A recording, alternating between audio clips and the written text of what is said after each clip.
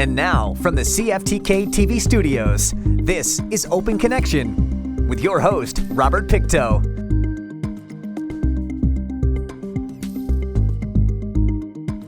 Welcome to Open Connection. I'm your host, Robert Pictou. Our show today comes to you from the traditional and unceded territory of the Tsimshian people. Goats produce high-quality, nutrition-rich milk under even the most difficult environments, making them valuable to arid or mountain areas where cows and sheep cannot survive. Goats are one of the earliest animals domesticated to suit human needs, more specifically milk production. We begin this special two-part episode of Open Connection with Dina Lear of Graham Acres Homestead Creamery. My husband and I bought a farm about 5 years ago on the south side, and with the intent of, doing some chickens and some bees, bigger than we had in Thornhill. And then someone was giving away goats. And so we got 4 goats, have fencing problems, but we fell in love with them. And then we bought some milking goats. And so they came to the farm that spring, and the first goat, her name is Snickerdoodle, she lost her baby. And so I'm staring at this goat thinking, all right, what am I supposed to do? If you don't have a baby to milk you, I gotta start milking you. I don't know how to milk. We're first generation farmers. Don't have a clue. So built a milking stanchion, looked it up on YouTube, and then got her up on the stanchion. And thankfully she was a really good milker. Stood there, let me fumble around, figured it out. And then we started milking goats. And then I started making some cheese in the kitchen, and it was really good. And then we thought, how do we go about doing this? So then we sent off this email, if you will, to the BC Centre for Disease Control and said, hey, we would like to make some cheese for the farmers market. I don't know. If I look back now, I don't know if I'd do it again. But 3 years, 1 month to the day, we got the approval to produce cheese for sale in northern BC, which is a pretty big deal because the nearest producer processor is Salmon Arm. So there's a lot of producers, a lot of dairy farms from here to the Lower Mainland and to the Okanagan, but no one can produce it. They have to ship that milk somewhere else. So all the milk that's done in Smithers, for example, gets shipped to Abbotsford, is pasteurized, bottled, and then shipped back to the north. It's not very friendly when you think of like transportation and just like freshness. So yeah, we produce about 16 liters of goat milk every morning, and then I produce that into goat cheese the next day. And the cool thing is, like, what I get for feedback is it's not goaty, and it shouldn't be goaty. It should be fresh and it should taste good. So that's a little bit of like the background of who we are. Why did you choose to become a farmer? So I'm a dietitian by trade, so registered dietitian. And so is my husband. That's how we met. We met at U of A. And for us, being able to produce and to harvest and to preserve food is so important to us. It always has been. It's been one of the things that we just love doing. We go mushroom picking in the fall. We go fishing in the summer. We berry pick up in the mountains with all the bugs. And so for us, farming just really felt natural. When we were in Alberta before we moved back to BC, we had a little community garden, and neither one of us had planted a seed before. We had grandparents who farmed, but our parents, they moved away from that, as like the next generation does, like my kids will probably do, like run screaming for the hills from the farm. But for us, it was a way to like produce our own food, and food security is really important, and food sovereignty is really important to us. So yeah, we had this cute home in Thornhill, and we weren't allowed to have chickens. And so we thought, then maybe we need to buy a farm. And so They wouldn't let you have chickens. No, back in the day, I think the bylaws have now changed, but and only maybe recently, but the regional district of Kitimat-Stikine, they had a bylaw in Upper Thornhill you couldn't have chickens. And so we had 4 chickens, and we thought, well, before we get any fines and get kicked out, let's just take this operation to the next level. So you started off in Thornhill with 4 chickens and 2 beehives and 4 garden boxes. Okay. And then just like you packed everything all up and moved across. We did. We moved into town on the south side in the ALR, And now we have a 1/4 acre garden with 3,000 garlic in there, plus. And then we've got 9 acres where we've got 3 cows. We have 14 milkers and 22 babies. We have 2 bucks. We have 5 pigs. Don't ask me about pigs. That's my husband's thing. And then we've got 75 laying chickens. We've got 15 laying ducks, and we've got about 40 rabbits. Open Connection will be right back after these messages. And now, from the CFTK-TV studios, this is Open Connection with your host, Robert Pictou. Thank you for staying with us. A buzzword in sustainability circles, permaculture, historically combining permanent and agriculture, describes ecologically conscious farming to create sustainable ecosystems for future generations. Simply put, permaculture is a method of cultivation that uses multiple tools to minimize human impact on the environment by mimicking the zero-waste feedback loops of naturally existing systems. Let us return to the conversation with Dina Lear. Did this all happen overnight, or was it... Thank God, no. No, it just seemed like every time we got comfortable with one animal, someone was given away or was like, hey, have you thought about... And for us, we'd read the Joel Stelton, like really about that diversity of farm. Like if you do monoculture, then pests can take over and then you've got nothing for a crop. So we started with chickens, and then we added goats, and then we added pigs, and then we added ducks, and then we added the rabbits, and then we added the cows. And we're going to probably step back from the cows for a year or 2 as we get really comfortable with the goats, and then we'll bring in milking cows eventually. But everyone has a purpose. So the rabbits, their poop, it's neutral, but it's an amazing fertilizer. You can apply it fresh and watch your garden grow.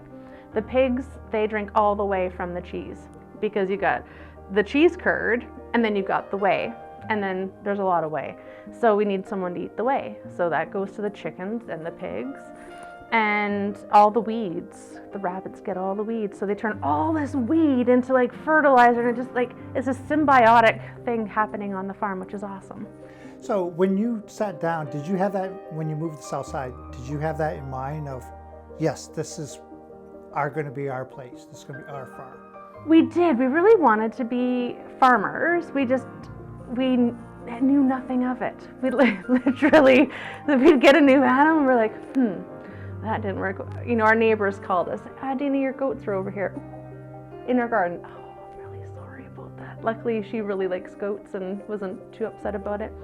Then we got a call from Kathy Jackson down the road at Spotted Horse. Dina, we got your cows over here. Oh, thanks, you're gonna fix that fence. Okay. Whew. Just, you know, and so we've had a lot of forgiveness on the south side as we learn how to farm properly. And, you know, all of a sudden, like 3 years ago, I'd planted all these beautiful garlic, and we got that first heat dome. And I'm picking it, and I could just smell this rottenness to the garlic. I'm like, what in the heavens? Well, we got this waxy breakdown. I didn't know what it was at the time, so I'm looking it up, asking out in the community, have you guys seen this? Have you heard this? Turns out it was waxy breakdown, and it affected half of our crop. Well, if we just, you know, relied on one crop or one animal, we would have been out of business. So usually in times of good, something else will fail. And then we always learn from that. And then, you know, we've got this great farming community in Terrace and surrounding areas that are so willing to help out and, you know, give advice and lend a hand. Like when we had to process our chickens for the first time. I'm sorry, what? We gotta do who? You know, so there's Brad, you know, taking off a neck and plucking a chicken, and there's someone standing next to me, okay, so you're gonna shove your hand inside the carcass and you're gonna get the guts out. I'm like, what am I gonna do? So, but now, on processing day, it's easy. It's easy peasy. Brad and I do it, and in the morning, my mom comes and grabs the kids, and we process 40 chickens, and, you know, then carry on with the day. Now we're farmers. There's a disconnect on where our food comes from. You know, we think it comes in a little nice package at the grocery store. For us, there's also a seasonality to food. You know, people are like, oh, so you're gonna produce cheese all year round? No, actually I don't. Milk dries up around mid-December, and I have no milk until April and when the babies are due. And so we want to really bring back that seasonality. So with the cheese we're doing like this, we've got our 2 hallmark flavors, plain and black truffle. But then we have a seasonal one. So right now it's garlic scapes because they're in abundance. And next month it's honey. And then it's going to be whatever's next in September and then in October. And just really bringing people back to that seasonality that it's not always available. You know, you can't get garlic scapes in October because they don't grow in October. That's when you plant the garlic again. Chickens, people are like, oh, we got chickens? We got them, but if you want feet and feather, or you can wait 12 weeks and then we'll have meat on those birds. And so, yeah, and they don't grow. Like animals, they don't, like even eggs, they stop producing going into the winter. No one will breed in the winter, so we don't have animals to sell until end of summer or into the fall. No, this came from my garden. Exactly. You know, this chicken was running around last week. That's how fresh it was. Well, Yesterday. someone ordered rabbits the other day and I'm like, do you want them frozen or fresh? He's like, well, what's my option? I'm like, well, we haven't processed them yet, so we can, if you want them fresh on Saturday, then we'll process them on Friday, give them their 24 hours to rest so that the meat's not tough. But yeah, we can do that. That's the cool thing about seasonality and these small-time producers is that we can dictate when and where, and if you want it fresh or frozen. It doesn't, you know, fresh is amazing. Open Connection will be right back after these messages. And now, from the CFTK-TV studios, this is Open Connection with your host, Robert Pictou. Welcome back to Open Connection. Goat's milk is naturally homogenized. As a result, goat's milk ages much quicker. As it ages, the milk will get progressively stronger and goatier. The longer you take to process the milk, the stronger the goatiness will be in the cheese. In this segment, Dina shares how she processes her goat cheese. You know, each animal has a distinctive smell, and I've always thought, or my experience has been, goat cheese Smells like the billy? Yeah. Okay, so the billy is separate from the girls because we don't want babies coming out, you know, all year round. We want no chaos on the farm. Chaos brings itself. We don't need to introduce it. So we separate the billies from the nannies is what they're called, or the females. And so I can tell the health of my herd by their smell. So when I'm on the stanchion, I'm literally sitting right next to them, my shoulder into their shoulder, and they smell like fresh cut hay. It is the most intoxicating smell. It should smell fresh and beautiful. And so when I milk, we use a milking machine. And so what it does is it helps to remove any hair or debris getting into the milk. So I clean them all up with like a sanitizer on their udders, and then strip out the milk that had been sitting there for maybe however long it had been in there, so it's as clean and fresh as possible. And so our milk and our cheese is really fresh. It shouldn't taste goaty. If it tastes goaty, I've done something really wrong. And every sample I taste, right? I want to make sure that the salt content's right, that the flavor of the scape is there, that the truffle isn't overpowering, that the plain really just tastes so fresh. So it's good stuff. Could you walk me through that process on how you make goat cheese? Yeah, so we get the milk, and right now there's a lot of milk coming off the farm. For me it is anyways. It's like 16 to 18 liters a day. That thing weighs like 45 to 65 pounds. I'm like lugging it over to a cart, and then I push it over to the bulk milk room. Then I climb up, put my ladder up, and I gotta pour through a strainer, because if there's anything that is caught, I use a strainer to really make sure that the milk is clean as possible. So then I pour it into the bulk milk tank, which holds about 133 liters. And it gets it down to below 4 degrees in under 2 hours. And so it really captures that freshness right away. And then I hook up the hoses to the transfer case, because you can't bring raw milk into a creamery. There's a lot of rules and regulations, which took, well, you know why, the 3.5 years. So then I hook up all the hosing after I've sanitized the hoo-ha out of it and rinsed it so there's no residue. And then I go and I have a shower. And then I go into the plant. And when I go into the plant, then you're washing your hands, getting your hairnet on, you've got your cheese clothes on, so that there's nothing that could potentially flake off or break off and go into the milk. Then I go over and I bring the milk into the creamery, into a stainless steel 4-gallon pot, put that into the vat pasteurizer, and then I turn on the chart recorder.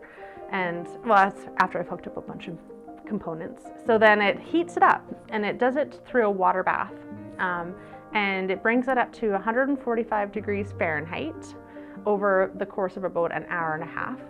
So it's a slow rise, and then it holds that temperature through like the mechanics of the chart recorder for 30 minutes, and then turn it off, and then we cool it down rapidly, so within 20 minutes it's cooled off, and then I'm adding in cultures, because if it's too hot then the culture dies and then it doesn't turn into cheese, and that would be kind of a waste. So get it down to like the right temperature, which is like 86 degrees Fahrenheit.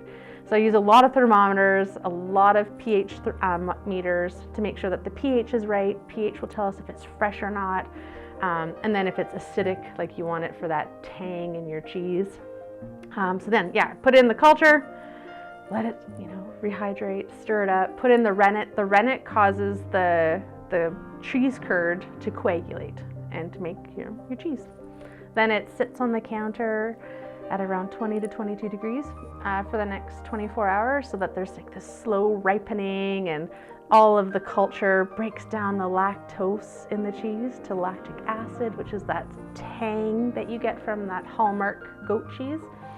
And then I strain it. So when I leave here today, I'm heading off back to the creamery, and I get to like strain all that curd, feed the way to the pigs, and then make this fluffy cheese. So you said how many liters was it again? 16. Out of 16 liters, what's your cheese from those 16? Oh, not a lot. That's the beautiful thing about cheese. There's not a lot of cheese in milk.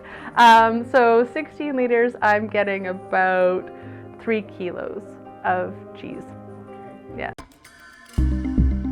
Open Connection will be right back after these messages. And now, from the CFTK-TV studios, this is Open Connection with your host, Robert Pictou. A report on grocery affordability from the House of Commons Committee on Agriculture and Agri-Foods includes calls for Canada to do away with the best before dates due to the widespread misconception they indicate whether a product is safe to consume. In this final segment of Open Connection, Gina shares about best before dates. And then, of course, now that you have this cheese, what do you do with it after? You gotta salt it. So the salting helps preserve it. One last step, right? So you've taken all of when you get it to that low pH, it inhibits any bacterial growth. So the pasteurization kills anything that's in there. Then you get the pH really low so that if anything survived, nothing lives. And then you salt it to add one more level. If anything comes in, it's going to die with the salt. So yeah, then we salt it, and then I package it, then I label it, and then every package gets a lot number. So the date that it was produced on, whether it was batch A, B, or C, and then the best before date. And now, just to be clear, because there's a lot of people who are confused about best before date. Mm-hmm. When you say that, what does that mean? Okay, so best before dates. That is the last day I can control that it will still be fresh. That doesn't mean that you have to stop eating it at that point. The best before is that the minimum date. So goat cheese, because of the acidity, because of the salt, because of the pasteurization, it lasts 4 to 6 weeks. But to make sure that if someone leaves it on the counter for an hour or something, it's gonna, put it at room temperature, put it in that risk zone, if you will. 4 weeks is like the minimum amount of time in the fridge before it could potentially start to go off. But it should last 6 to 8 weeks, as it does in my fridge, if it lasts that long. So it's kind of like if it was a Doritos potato chip, that would be the crisp peak of crispiness of it. Exactly. So the flavors are going to develop over the time period. Like the garlic and the scape will get a little more pungent. The black truffle will become a little more pungent. Maybe the plain will become a little more like tangy, but it won't go off. It shouldn't. You should be eating it before it ever has a chance to go off. Well, you should get some every week, right? Exactly. It's made fresh every week. I said that to someone at the farmer's market last week. She's like, oh, I should get some more. I'm like, you don't need to stockpile. It is freshly made every week. Come back next week. And I understand when it comes to goat cheese, the properties of goat cheese versus cow cheese, it's actually a lot healthier for you, is that right? Yeah, so as a dietitian, I have to be really careful with like health claims. So I'll bring it down to the science of it, if you will. So cow milk, so the curd is a particular protein. It's called casein. So you got your casein, which is your curd. You have your whey, sort of like curds and whey from Little Miss Muffet. And so the casein in cow usually is an A1 allele, which is hard to digest. It can take up to an hour to digest in a stomach. Goat milk is an A2 allele, and that takes 20 minutes to digest. So the digestibility, it doesn't leave you kind of feeling unwell. It's easier to digest. Now they're coming up with A2 cow milk, and people who have an intolerance or maybe a sensitivity to cow milk are doing much better on that. And I just say, go with goat. It's easier. So it's not healthier, but if you have an intolerance, which a lot of people do to cow, they find that they can digest goat a lot easier. It's a little less lactose, is it? Or it's not the lactose, it's the protein. So there's no lactose in goat's cheese. There should be really little lactose in most cheeses, because when you convert the cheese with the culture, the culture consumes the lactose, like the fermentation, right? It's going to eat the sugar, which is the lactose in cheese. So there should be no or little to no lactose in goat cheese, because it gets to such a low pH, all the lactose has been consumed. It's the protein. And so when we have those reactions and intolerances, it's not necessarily the lactose, it's the protein that's giving us that unwell feeling. Any plans in the future of goat ice cream, or? Oh gosh, right? Wouldn't that be awesome? Yeah, definitely. When we start getting more goats and milking more, because right now we're not producing enough milk in my mind. I said to Brad last night, I'm like, I'm gonna need a bigger vat. I should have gone with a bigger one off the start. But as we get bigger, we'll be branching out into different things, like the ice creams, like paneers, like feta, and then. Thank you for joining us for this episode of Open Connection. The greatest distance in the existence of man is not from here to there, but the connection from his mind and heart. If we can conquer that distance, we can soar like an eagle and realize our immensity within. I'm Robert Pictou.